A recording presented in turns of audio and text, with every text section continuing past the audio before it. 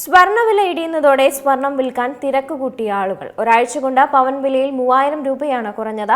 സ്വർണം കയ്യിലുള്ള ആളുകൾ വില ഇനിയും കുറയുമെന്ന് കരുതി വ്യാപകമായി വിൽക്കുന്നതാണ് ഒരാഴ്ച നീണ്ട ഇടിവിന് പ്രധാന കാരണമെന്നാണ് സാമ്പത്തിക വിദഗ്ധർ പറയുന്നത്. സ്വർണ്ണവില കുറച്ച് ദിവസങ്ങളിലായി ചാഞ്ചാടുകയാണ്. കഴിഞ്ഞ കുറച്ച് ദിവസങ്ങളിലായി സ്വർണ്ണവില താഴേക്കിടിയുന്നതും കണ്ടു. ഒരാഴ്ച കൊണ്ട് പവൻ വിലയിൽ 3000 രൂപയുടെ ഇടിവ് സംഭവിച്ചിട്ടുണ്ട്. കഴിഞ്ഞ ദിവസം 480 രൂപ കുറഞ്ഞ വില 1,05,240 രൂപയിലും എത്തിയിരുന്നു. സ്വർണം കയ്യിലുള്ള ആളുകൾ വില ഇനിയും കുറയുമെന്ന് കരുതി വ്യാപകമായി വിൽക്കുന്നതാണ് ഈ ഇടിവിന് പ്രധാന കാരണമെന്നാണ് സാമ്പത്തിക വിദഗ്ധർ പറയുന്നത്. ഇന്ത്യയിൽ സ്വർണം വാങ്ങിവെച്ചിട്ടുള്ള ആളുകൾ അത് വിറ്റ് ലാഭമെടുക്കുകയാണ്.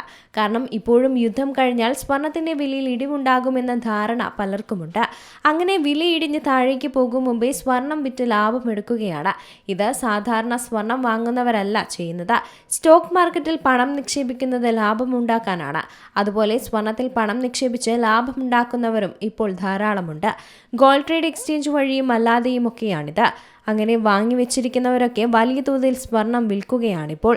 അങ്ങനെ വിൽക്കുന്ന സമ്മർദ്ദം കൊണ്ടാണ് പെട്ടെന്ന് വിലയിടിവുണ്ടാവുന്നത് എന്നുള്ളതാണ് സാമ്പത്തിക വിദഗ്ധർ ചൂണ്ടിക്കാണിക്കുന്നത്.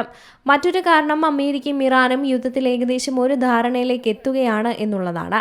അത് സ്വർണ്ണവില താഴേക്ക് പോകാൻ കാരണമാകുമെന്നാണ് സ്വർണം വിൽക്കാൻ ആഗ്രഹിക്കുന്നവർ കരുതുന്നതും.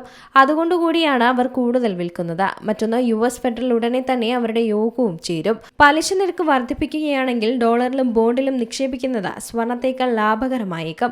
അതായത് സ്വർണം വിറ്റ് പണമാക്കി ഡോളറിലും ബോണ്ടിലും നിക്ഷേപിക്കാമെന്ന് ആളുകൾ വിചാരിക്കും. ഡോളറാണ് ഏറ്റവും ശക്തമായ കറൻസി. ഈ കാരണങ്ങൾ കൊണ്ടൊക്കെയാണ് സ്വർണ്ണ വിലയിൽ ഇടിവ് സംഭവിക്കുന്നതെന്നാണ് സാമ്പത്തിക വിദഗ്ധർ ചൂണ്ടിക്കാണിക്കുന്നത്.